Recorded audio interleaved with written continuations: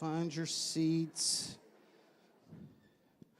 Take your Bibles this morning. I'm starting a new series called Seeds and Seasons.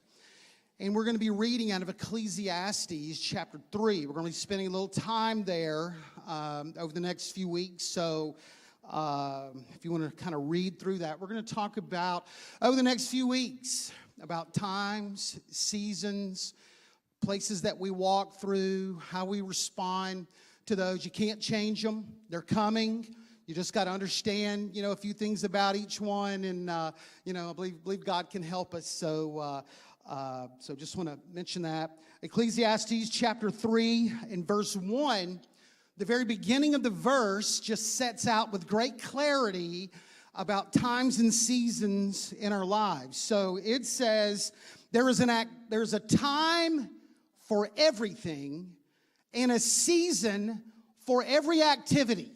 All right, get that. There's a time for everything, and there is a season for every activity. So I don't believe in randomness as a child of God. I don't believe in fate as a son of God. I believe that God has a plan and a purpose and a time for every believer as they walk through this life. I believe that. Don't believe in fate. Don't believe in random opportunities. I believe God is bringing things continually in our life to change us and challenge us. Genesis 8:22 talks a little more, gives us a little bit more description on the seasons. It says, as long as the earth endures, seed time and harvest, cold and heat, summer and winter, day and night will never cease. So just look at that. I want to talk about it in a moment. Look at the uniqueness of all of the different kinds of seasons that God said will be ordered in the earth and that it will never cease. It goes on in perpetuity. So these life seasons and cycles that we'll talk about in a moment, man, they continually revolve in our life. They never, just like here on earth, the cycle of seasons never ends, and the same with the life cycle here. So life on earth is regulated by times and seasons. Life on earth is regulated by times and seasons. So let's just take a look at a moment about time and seasons. So there's a couple ways that the Bible kind of fleshes this out. One is chronological time, all right? God established the cycle of days, minutes, hours, days, weeks, months, years. God established that. The time continuum. It never ends. It is what it is. It marches on at the same speed. You can't speed time up on bad days, and you can't slow time down on good days. All right? It's the same. It marches at the same pace. Now, it seems a little different, like when you were a kid on Christmas Eve and your parents put you to bed at 9 o'clock and you could not get out of the room. Remember what happened to time? It slowed down. It was like a whole week. All right? Or how does time seem to you when it is the Friday before your vacation? How's that day? It's like the longest day of the year, like a whole week. That day never ends. Contrast that with the Friday of your vacation. It's like 3 hours long. I mean, you're like, where's this day gone?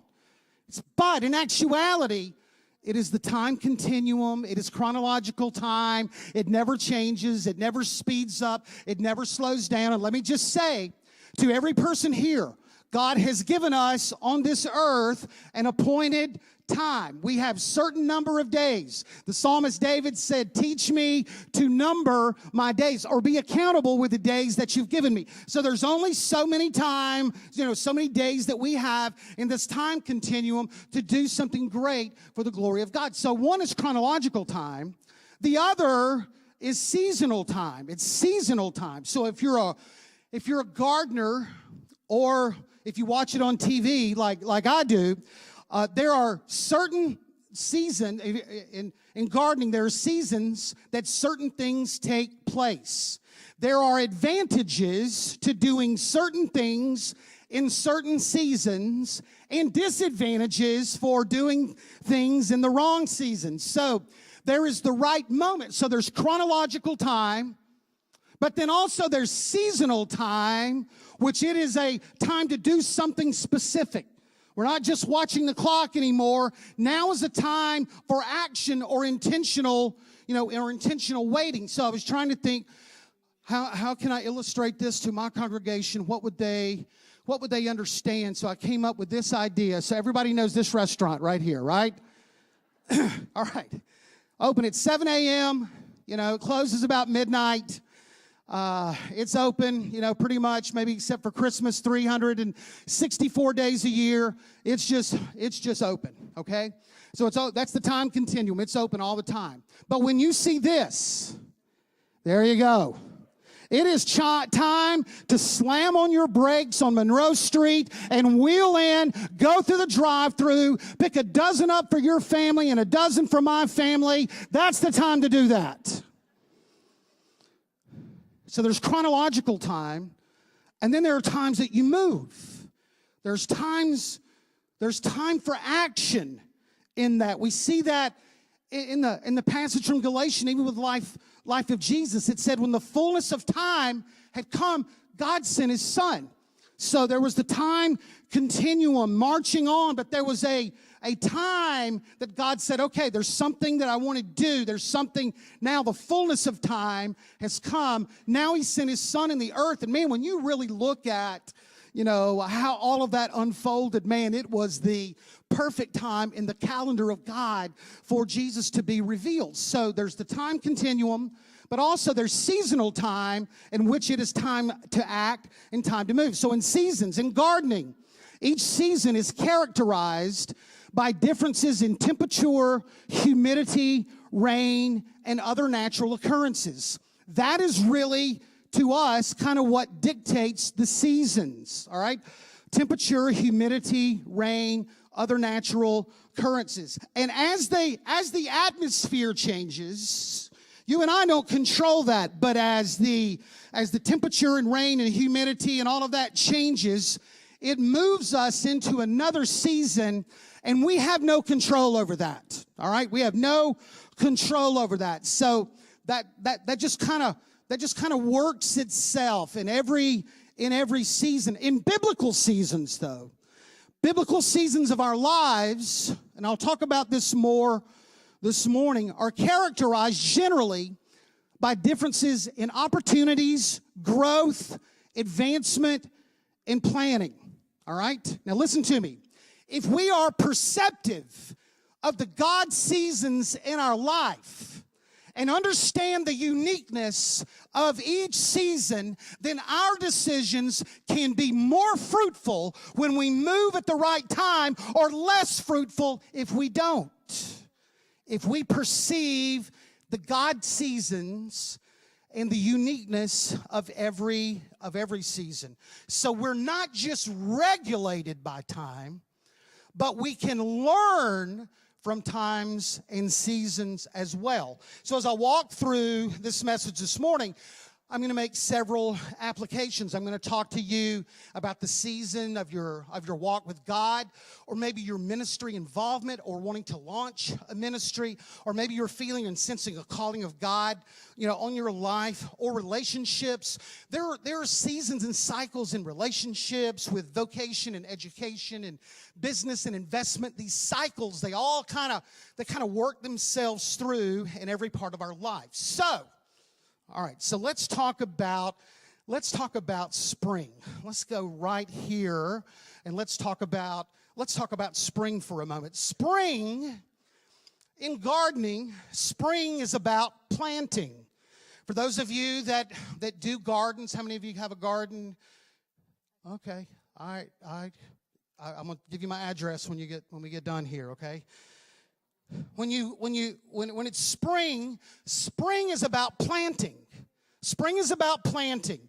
Now there's a lot of excitement because it's springtime, But there's also a lot of hard work that goes in as well, because the soil for the past season through winter has sat dormant. It's had rain. It's kind of hard. So now we get to the spring season, and part of that is, man, it's the hard work to kind of break up the soil and get it ready to put water in the ground. And then also, this season is for planting.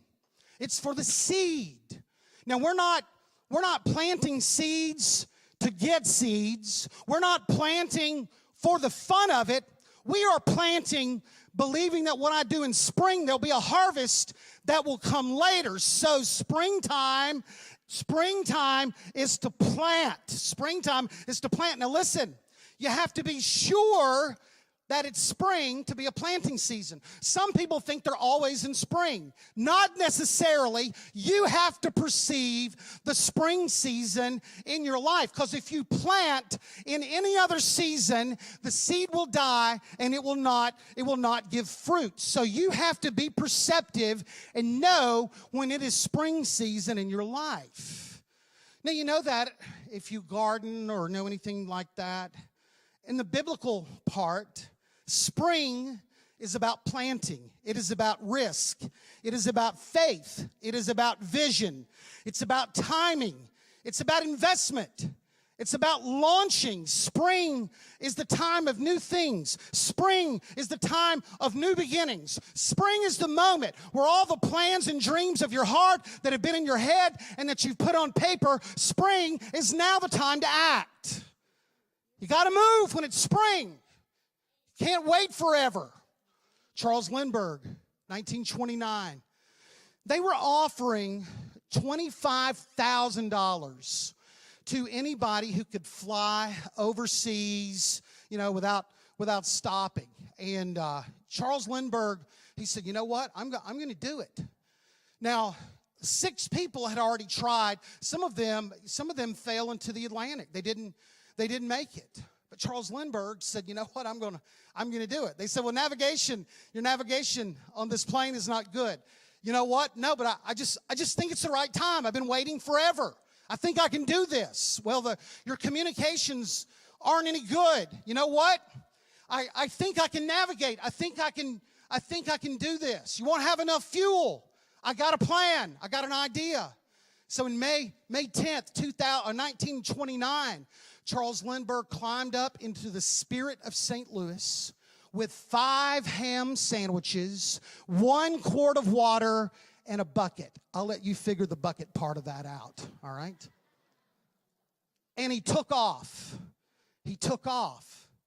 Because when it's spring season, it's a time to take a risk. It's a time for everything that's kind of been on the board of your life. It's time to put it in action. He started flying. Goes overnight, 30 hours. Nobody's with him in the plane. He starts to perceive that he's coming up. He sees an island. He has no idea where he's at.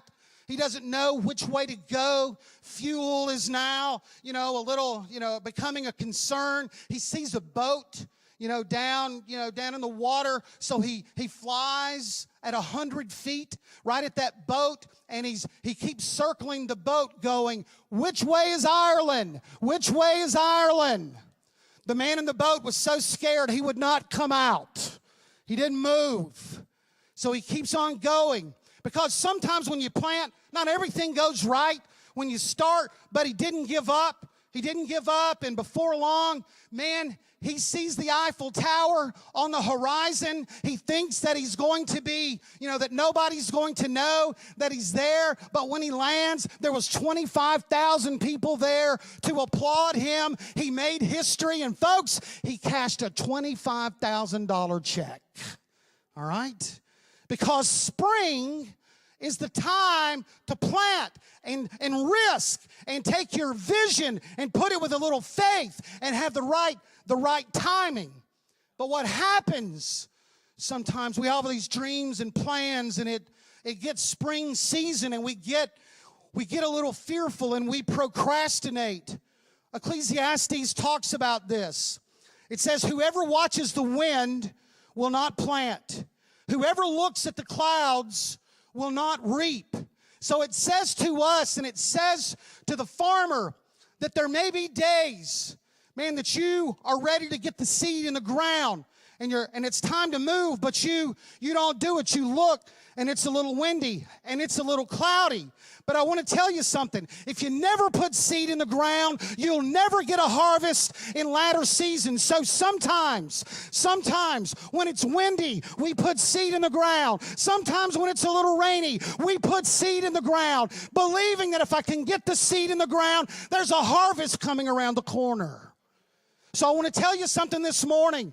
It's spring for some of you. It's time to plant.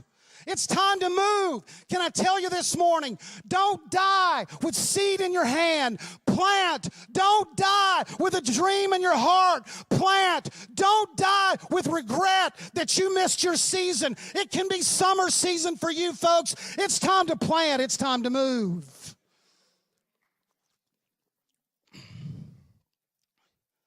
Next part. Well, let me just say this. In your spiritual life, you want to see God do something new and fresh? Man, put some new seed in the ground. Do something you've never done before, all right? You want to see God move in a new way. Plant some new seeds. You want to be involved in ministry. Plant in a ministry. You've been thinking about it, planning about it long enough. It's time to do it. You may feel that you have a calling of God upon your life. Now's the time to launch out to that. Maybe for a relationship, it's time to launch out and take a risk. To some of you, man, it's time to change that job from the job that you have now to the job of your dream. It can be spring for you. It can be spring. Let's look at summer. Let's look at the next one. Summer. Summer is when you work and water the seeds that you've planted. The days are long, hard, and hot. So we start to see a little movement in here. But we don't see any fruit. So sometimes we get discouraged and think because we don't see fruit that there's nothing happening, but you are wrong, because summer is not the season for fruit. Summer, there's something else that occurs during the summer that's really important. Even though we don't see fruit, summer is about those roots going way deep in the soil. Summer, even though you don't see anything here, all the movement is going on down here, okay? So we say, I don't see any fruit, something must not be happening. I'm going, no, you're wrong. You're wrong. Summer is also the time that when roots go down, we also have to worry about weeds. And I just see one right here. And Holly Littler, thank you for leaving me a weed, okay? All right, so it's about growth and it's about weeds, the weeding process. Because if we don't take out the weeds take the nutrients and the water, and it hinders the growth, the growth in the roots that are supposed to be occurring during that particular season. So the summer season is about growth and removing unnecessary things from our lives. Summer season is about growth and removing unnecessary things from our lives. So, growing roots. Listen. The quality and the quantity of the harvest in the fall depends upon the roots developed during the summer, right? If you're gonna have a big harvest, man, then summer is really important. That's why, like with Jesus, there are years of his life that you don't see any written record about Jesus' life, because man, he was studying, he was praying. It was his summer season. Wasn't fall yet. Spotlights weren't ready. It was summer season for him. You read in the life of the Apostle Paul, and there are 3 years that the Apostle Paul was missing. Where was he at? He was in the Arabian desert, and he was studying, and he was reading, and he was praying. And God was forming something deep down in his heart, because it was summer season. Also, summer season is for us the removing of unnecessary things in our lives. Summer season is about God cleansing, God purging, God getting the junk out of our life, and then we reprioritize our life. And listen, that is an important season of our life when God's pulling junk out of our life. It's important. Hebrews chapter 12 says, no discipline seems to be pleasant at that time, but painful. Later on, however, it produces a harvest of righteousness and peace for those who have been trained by it. So when we're going through that pruning and purging time, it's never a joyful time, but I want to tell you, it is so necessary in our lives that we allow God to go through a season where He's stripping stuff out of our heart and stripping junk out of our life. You'll have a much more profitable harvest if you let the Lord do that. So, man, in your spiritual life, summer is about an extended season of study and prayer and preparation and cleansing and getting your priorities in order. In our relationships, summer, we see them grow because of the investment we made in the past. But we also realize through summer that there may be those in our life who are pulling away from our God dream, and they need to be removed.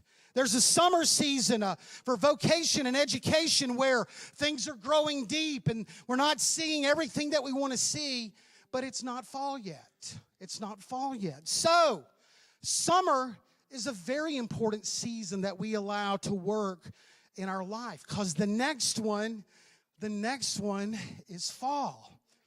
The next one is fall, and that's the greatest one, because you see the fruit of what you have worked on, for who knows how long that season lasted.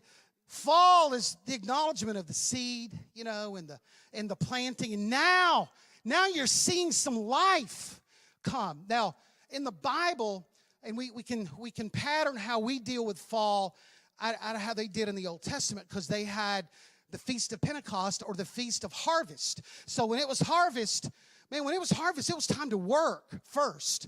Man, you had harvest. Man, things are going good. The fruit that you were hoping to see, now you are seeing. So when it was harvest in biblical times, man, they worked on the harvest. They got the crops. But then after that, they took 2 days and they called it was the Feast of the Harvest. And they took 2 days to celebrate. They just took 2 days to celebrate and to give God thanks for the harvest that had come and to celebrate. God said, take 2 days off work. Just celebrate. Eat great food. Share stories. Give an offering. Give an offering to the Lord. So the fall season of our life is seeing the fruit of your planting and celebration. Seeing the fruit, so we celebrate. We see what God is doing. Now we work because whatever we planted, in the fall, we see coming to fruition. So there's work to do, but there's also celebration. There's time to reflect. There's time to give thanks, to give thanks to God. So, in our spiritual life, man, when we start to see the fruit of that coming up, we see God doing something new in our life. We're perceiving, man, I'm growing. There's something new that God is birthing. We see that lived out in Psalms 1 and 3. It said that person is like a tree planted by streams of water, which yields its fruit in due season, whose leaf does not wither, and whatever they do prosper. Man, there's a time that you come out of your summer season, and man, that you've been growing, that God is doing something, God's doing something fresh and new in your life. And if you've got a call to ministry or something else, you'll start to see spiritual fruit being born out of that ministry. It might come through numbers. It might be quality. It might be opportunities that appear out of nowhere, for you to walk through in your ministry. It was Esther. It was Esther that, nobody even knew her name. But then the book of Esther, it says they were raised up for such a time as this. So God's got you hidden away during the summer, and you'll do that in the darkness, but there's a day that He's preparing the spotlight and the stage for you. That's the harvest that comes in our lives, in fall. or man, there's all kinds of other ways that God gives fruit to us. But can I just say something this morning? Man, I want to talk about the God of the harvest this morning. Some of you, man, you look around and you got callous knees and you've got cracked hands, and you go, where is the season of harvest? Where is the God of harvest? And I just want to say to you this morning that He has not forgotten your spring season where you planted seed and you worked the soil. He has not forgotten your summer season of growth and purging. I believe for the church, I believe God is going to bless us with a fall season. I believe it's going to be the favor of the Lord that is going to come. He says, I'll give you cities that you didn't build and vineyards, or cities that you didn't build, vineyards that you did not plant. So this harvest is not seed for seed, but it is a harvest of the favor of the Lord. If you believe that, say amen this morning. I believe that. I believe that. Let's talk about winter. Let's talk about winter.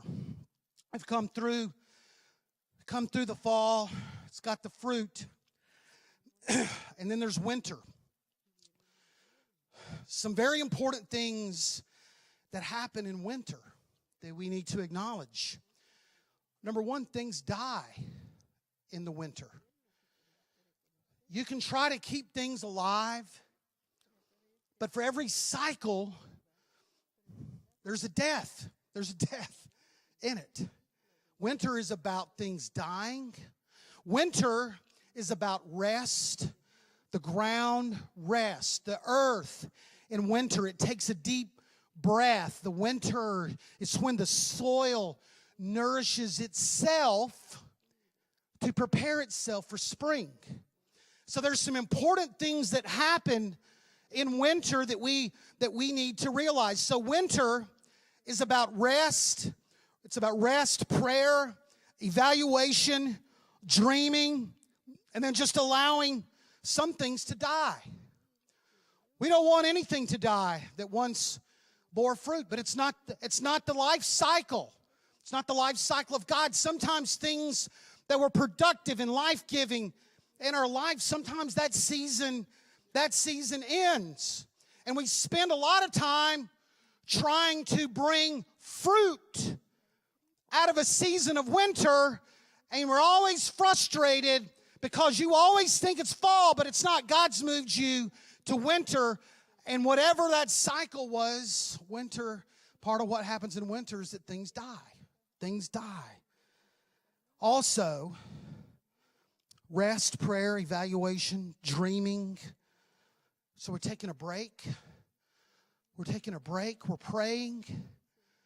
We're strategizing because we know spring's around the corner. Winter's not your vacation, okay?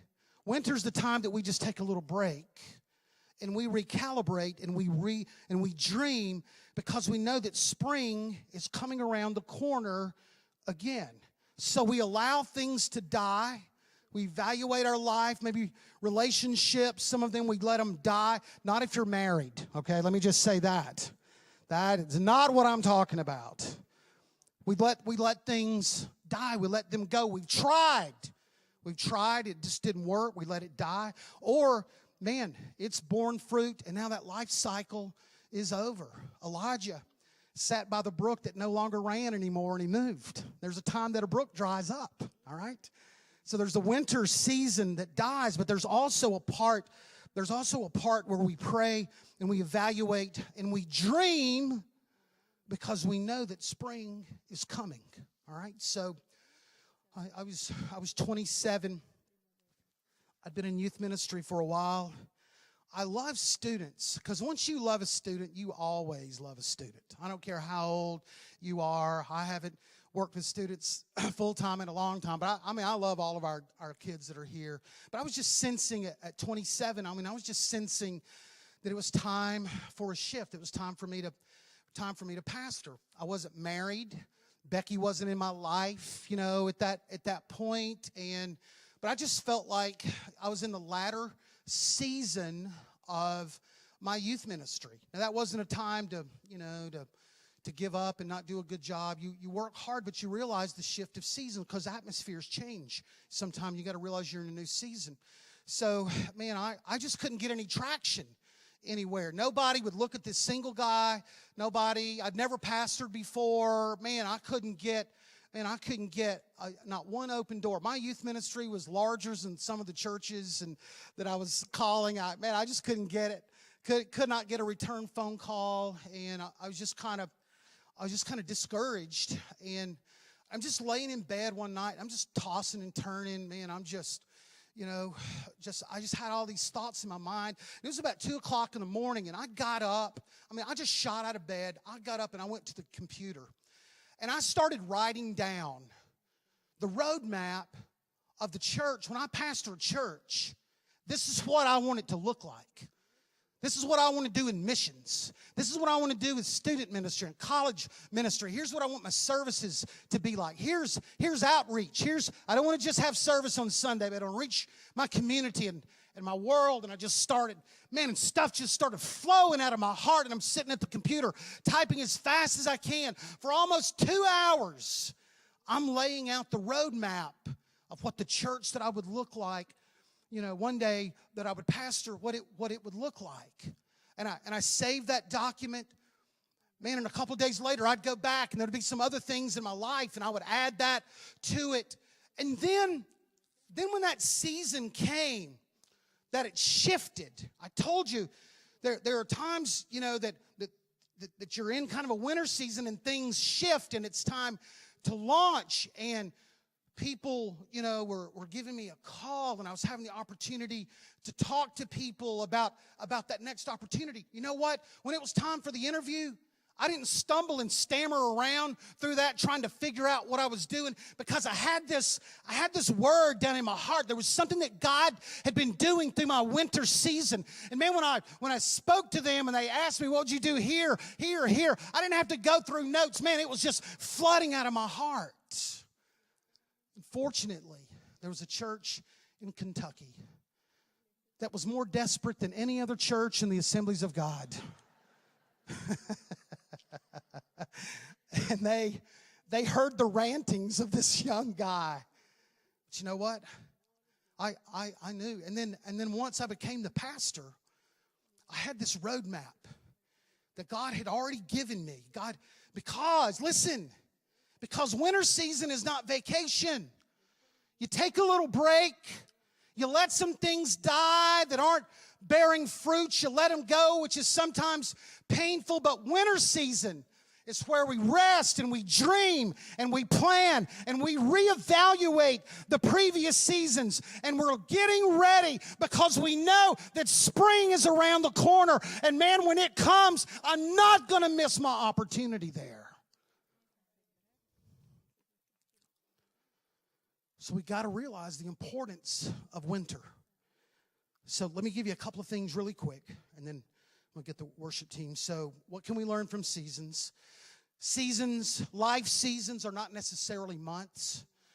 Here it's like, well, in Tallahassee, it's like summer's 8 months out of the year. Then we get a few, normally seasons are about 3 months, not necessarily life seasons or cycles for us. Sometimes it goes longer than that. Life seasons and cycles are excruciatingly slow. Can anybody say amen to that? God's not in a hurry. And I remind him, I know you're not in a hurry. You live forever. I don't. I got to get going here.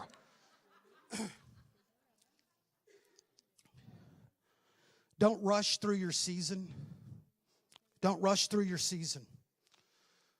We underestimate these two seasons and the important role that they play in our life. We want to live here in planting and harvesting all the time, and we rush through these. So if you rush through your summer season, you will not have a root system that is developed. You won't have been purged and cleansed. You're not ready for this season. You're not ready for it. So you need to stay. You need to stay. If you don't, if you only allow this to just be a rest, then when this season comes, you're not prepared. You don't have any seed to plant. You don't have a plan. You don't know where you're going. So don't rush through these seasons, because there's value in those seasons. Can I give you something else? You can go ahead. Don't stay too long in these seasons. Don't stay too long here. We want to continually live in spring and fall, all right? We want to think anytime I get a good idea, it's a God idea, and it's the season to plant. You're wrong. Because that idea may come right here, and it's not time. We think anytime I want to do something for God, it is the right season to move, and I'm telling you, no, it's not. There's time that God wants to speak, mature, and grow. We want to live. We want to live in these seasons all the time, and it's not meant to be. It's not meant to be. We stay too long. We're in this season. And now all the crops are gone and the fruit is spoiling. But we're trying to get more fruit out of a season that passes and that is past, and we waste time. We waste time there. We're trying to rebuild. We're trying to rebuild something that's already gone. He says he gives beauty for ashes. There's a time that we go through that season and we're trying to rebuild and repurpose ashes of something that is burned out. And God says, let it go. I got something else for you. But we've enjoyed and we're comfortable in this season, and we don't want to make that change. Don't stay. Don't rush through your season. Don't stay too long in the season. Proverbs said sluggards don't plow in season. So at harvest time, they look and they find nothing. They didn't know. They weren't perceptive of spring season, and they looked and there was nothing. There was nothing there. So we're regulated by life, time and seasons. And if we're perceptive to those God cycles, those seasonal cycles in our life, it will be helpful. And I want to tell you too, because some of you may be going, I just believe in my heart this morning, this is a word to the Lord, from the Lord for some of you this morning. I just feel so strongly in my heart that the atmosphere is changing a little bit. And there's a new season that's coming upon you. And yes, you were comfortable in your previous season, but you'll never know the fruit born in the future, man, unless you acknowledge that atmosphere change and move into that next season. I'm just telling you, there's a shift. In seasons, there's a shift in the atmosphere, and you just sense it. And that's when you know that there's a different season that's upon us. Can I say it, the church again? I just think there's a shift in the atmosphere, and that the God of harvest is going to pour out something in our lives unbelievable. It said in the book of James, right before harvest, there's a latter rain or an end time rain that comes, and it comes just quickly right before harvest. So all the fruit will be born very quickly that it can be harvested. And I just want to say in faith this morning, man, I believe we're in the season of the latter rain, and the season of harvest is upon the church. I believe that. I believe that. Would you stand? I'm going to get them to lead you in a song. We're going to pray. I'm going to pray over your seasons this morning. Let's worship together for a moment, then I'll close this out. Hi, my name is Brian, and I'm the pastor at Generations Church. Thank you for watching our service. If you're a guest, please fill out the contact information at gctlh.org/connect. Please know it's our desire to provide ministry to every age, starting at GC Kids Junior, our nursery program, all the way through our senior adults that we call teenagers. We also have many ways that you can be involved at Generations Church, one of which is our small groups that we call Connect Groups, or you can find your place of ministry in one of our serve teams. Please know that we appreciate you watching, and we hope to see you in one of our services very soon. If you have any questions about our church or want to respond in any way to the service, please feel free to message us at info@gctlh.org. God bless you, and thank you for watching.